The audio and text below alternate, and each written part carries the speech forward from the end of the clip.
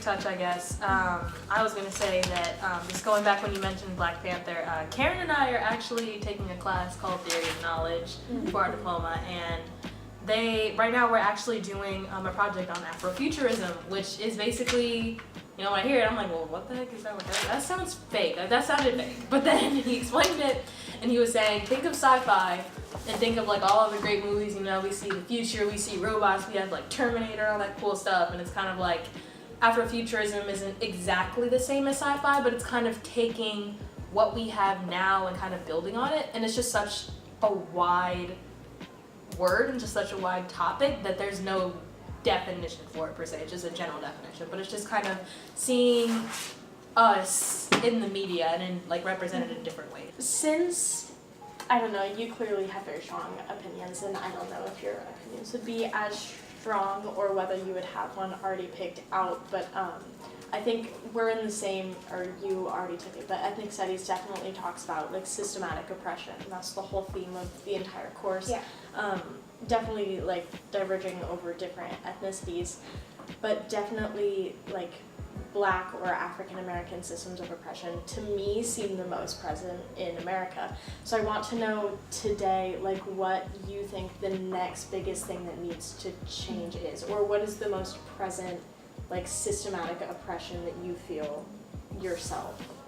Wow. Kind of going off of what Nismie was talking about with equality and equity, kind of that concept, was I was actually going to bring up the point of the word minority, and that, you know, it doesn't always have to refer to people of color, but just think about it in the general sense of the word. This you guys can answer this because this applies to you the way I'm intending to use it.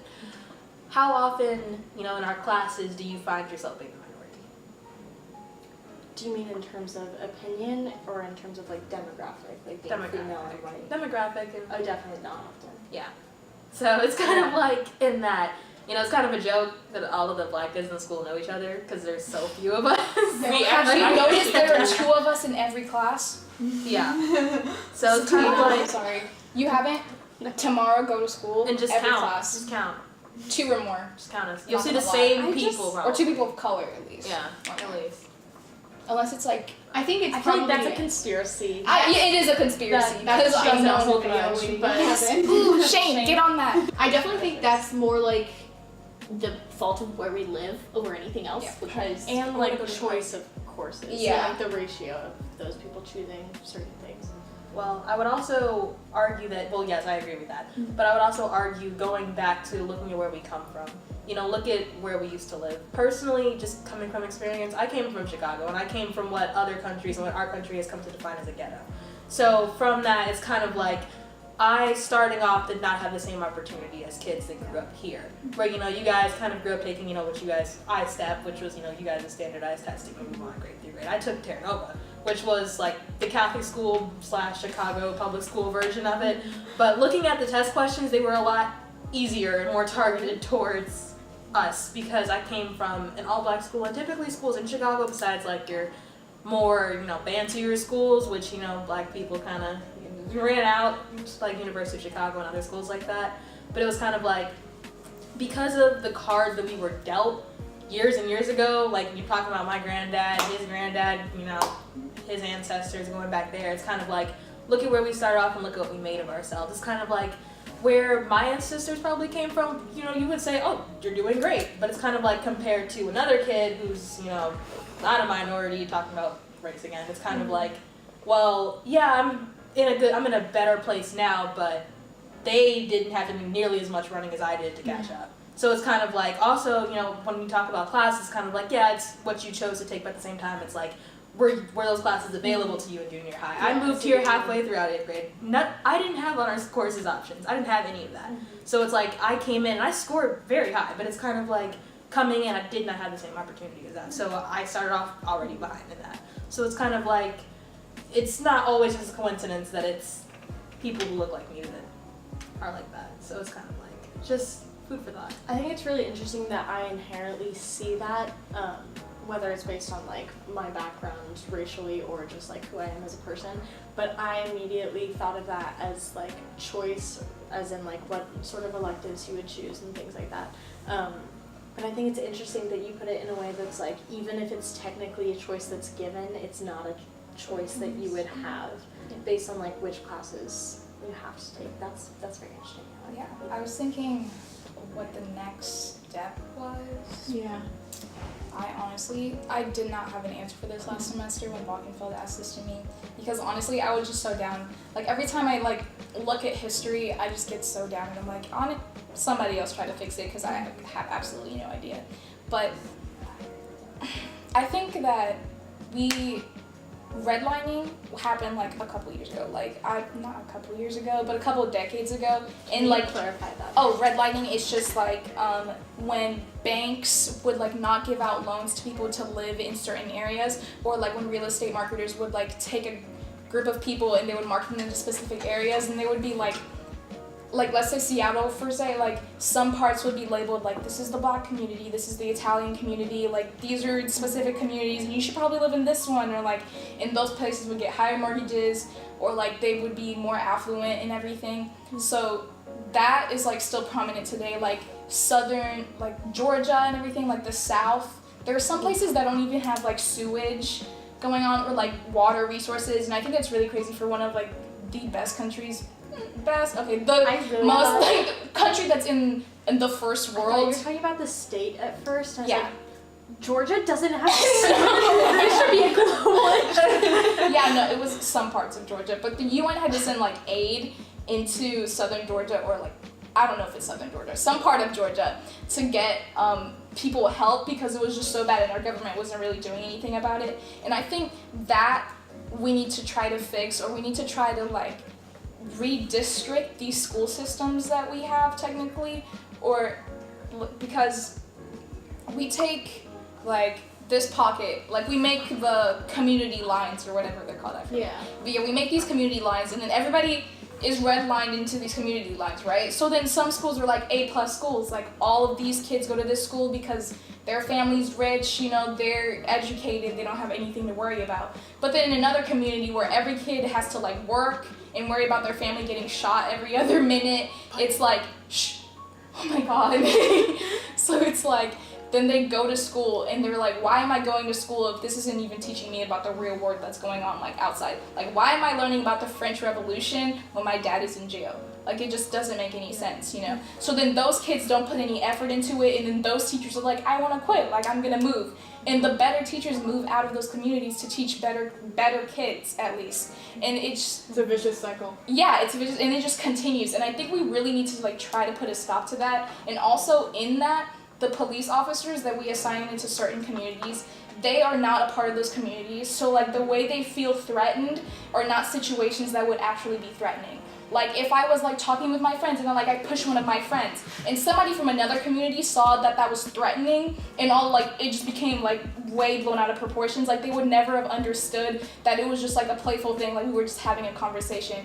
And I think some police officers are never educated on the communities they're trying to protect, so they're just like on guard the whole time. Like it's like, I'm trying to protect myself, or I'm trying to protect these people, but I don't understand these people and I don't understand the actions that they like do or how they communicate. Like we all are in a society, but like our cultures are so different. Like I could never go to like SoCal and try to talk to people because I wouldn't understand, be like, wow, she has a Midwestern accent, wow, she acts like this, wow, she acts like that. And I'd just be like, what are you talking about? Like I'm black, I act like this because this is who I am, but like I'm not black enough. And that concept is so stupid, but I'm not black enough. Entirely other. I'm not black enough, or like I'm acting like a white girl. Like it's just like these like concepts that we segregate ourselves into, and I think it's just something we need to try to change. I don't know how we would change it, but we need to try to change it, and it's something that can actually be changed instead of like reflecting on something that we're like we can't change, but we keep talking about like we can. And our society really likes to put all our problems on police officers and teachers. Like our teachers are going to teach the new generation how to not be like this, but they never taught the teachers how to do that. And then be like, the police officers are going to protect us from these people, and then not teach the police officers to hold off when they don't need to be protecting anything.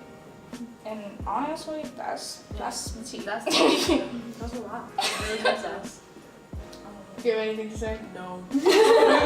But yeah, so like going off of that, that was a just really big question to tackle, like the largest system of oppression that impacts America or impacts you personally. But do you think, like, since we definitely like to hone in on the theme of like social media and like teens reaching out through social media and things like that, what do you think currently is the best, like, for whatever changes you think need to be made, what is the best way for us to advocate for that? Is it through like hashtags and things that reach out on social media, or do you think, like someone was saying earlier, maybe it was you, like physical action needs to be taken, not through like social media or the internet? Like, what do you think is the best conduit for change? Like, some people don't check their social media as much. Like you might post something on your Snapchat story and they might just like quickly tap through it. So like, I feel like it needs to be more like a physical change, so maybe in like teaching it more in schools, like we said earlier, teaching more topics that are like out of nowhere that might bring more influence into like our culture.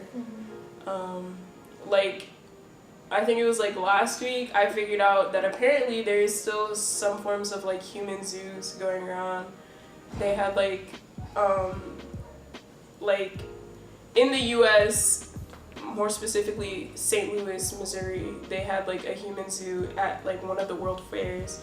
And I didn't know about this completely. I just learned about this like last week, but I thought it was pretty interesting It was to me. popular in Belgium? Belgium. Yep. Because I they like, learned that in English.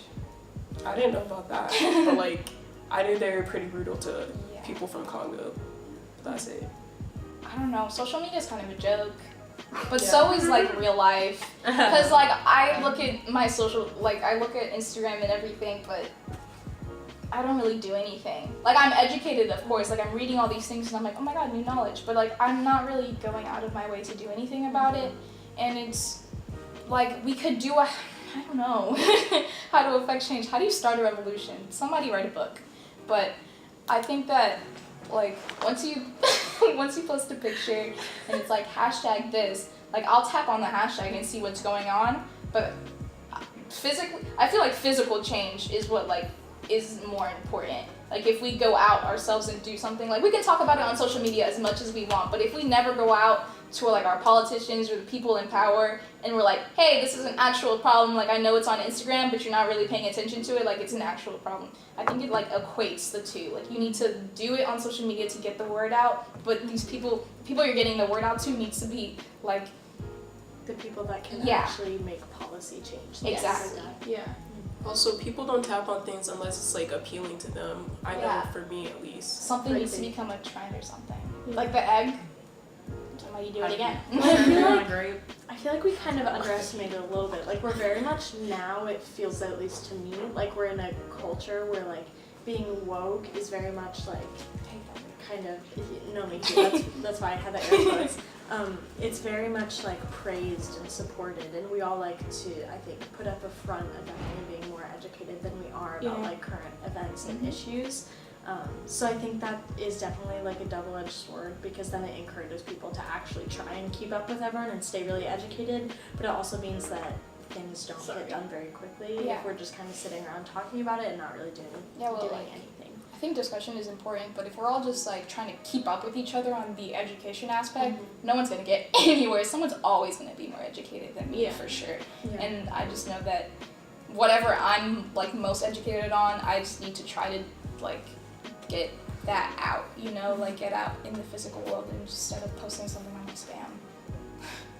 Speak personally. I think it's all about, different forms of media, and then just also thinking about what appeals to people. We've been talking about social media, of course we were talking about, like, Snap stories and, like, hashtags and stuff like that. But, like, when you think of, an interesting thing that I was just, like, thinking of, like, earlier, just, like, when you think of, like, things that save people, you can think about it physically, like, you have doctors that save people, or you have literal bands of people like, oh my god, like, Joji, 88 Rising saved my life, like, their songs keep me going. Then you have, like, writing poetry kept me going. Like, You have to add me like that. just for you. But yeah, there's just a lot of different ways to appeal to someone. And then when you're going off of culture, you have different things that people are able to understand. When you go off of intelligences, you have other things that people are able to understand. You have people who thrive off of being creative, people who thrive off of being analytical, people who thrive off of being practical. So honestly, there's just so many different uses and things that you could use to apply to people. You could apply to them. You could appeal to them using artwork. Like there was an article that we had to read for a class, Karyn and I. It was called, it was a blood art article, and it was just kind of getting blood from everyone and just kind of putting it together and just saying, we're all like kind of one and the same. For some people that just spoke wonders to them, and for others it was kind of like, why would you get blood? That's a little creepy, but it's just kind of like your audience and thinking about how can I get people to listen? How can I get people to look? How can I get people to learn more? And, I think social media, a lot of people, like different companies will use it, or they'll start trends. Like, we have Coke bottles, and people did the whole finding your name on the Coke bottle or whatever. Never. It's not gonna happen. But it was just a thing where it was kind of like, oh, okay, it's kind of cool. I'll get a Coke, it has my name on it, that's cute or whatever, Hashtag. But, it was just fun ways to appeal to people. And I think that with this, I think personally, I want it to not just be something where it's like, well, I'm going to learn about it so I can be more woke. Because you brought up the point where it's kind of people are just like, how can I out-woke the other person? And it's kind of like, you're losing the focus here. The whole point of being woke in the first place started with learning more about what's around you, because it's not just you in this box. There are so many other people on this earth and so many other things that you need to learn about. There are just so many people, places, religions, cultures. There are people who don't think differently than you. This is why we have race wars, we have religion wars. People, I remember kind of hearing that, with Christianity, they see other gods, other religions that kind of worship multiple gods as being, gods of destruction or blasphemy, and it's kind of like, you have to learn for yourself at some point that you can't always just go off of what someone else says, and that you have to form your own opinions. And not every opinion that differs from yours is dangerous or just not yours or wrong, and that's just not the case. And I think a lot of the woke concept was just kind of people saying, step outside of the box, and it turned into, step into the liberal box. Step into the liberal box, and it's kind of like... That's definitely true. Yeah, and it's kind of like, well, how can I know more about current events, or how can I be more of an activist, or more this way or that way over this topic over you, and I just think we just lost focus over time. There's a right and wrong to woke, and I don't think that's how it should work. There should never be a wrong in discussion and opinion. Yeah. But there isn't wokeness, whatever that is. Yeah, I'm sorry. Oh, go ahead. Oh, I was about to say that I can never be mad at someone for not knowing something. That just freaks me out sometimes when people get mad at you. Be like, wait, you don't know that? How did you not know that? Didn't you learn that last week in school or whatever? It's kind of like, well, as long as you're taking the steps to learn, I think that's just as amazing. And it's kind of like, I don't expect everyone to come to a common opinion, but I just want us all to come to a consensus or an understanding of everybody else. And I think that's kind of what this whole thing is about. Just realizing that we have our differences, we are separate, but at the same time we're together. I just think that's kind of what needs to be realized.